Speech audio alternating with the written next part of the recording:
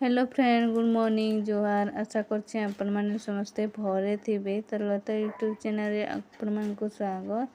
टाका की माखन पतर तुलु छन हमर बारी देखन तुली करी आनी आसले एटा काटू छन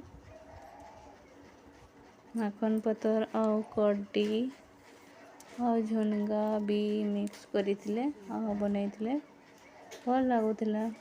काकी रंधा बहुत टेस्टी भी लागसी।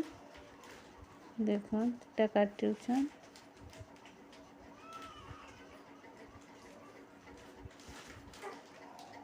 इनो ना धोइबे एबे पानी आनी करी एटा धोछन।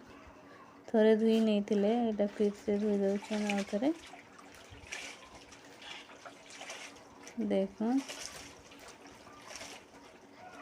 माखन और काकी मिक्स करी करी धोई दउछन और थरे एटा देखन हो गला कढ़ी रे दे दउछन।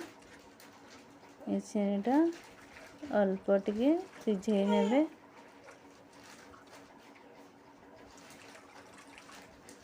देखो एटा सिझी आसला बेले कड्डी के दे दउछन।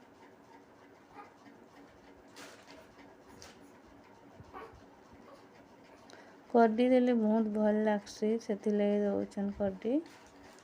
आपण माने थरे एंता बने देखबे काकी रंधा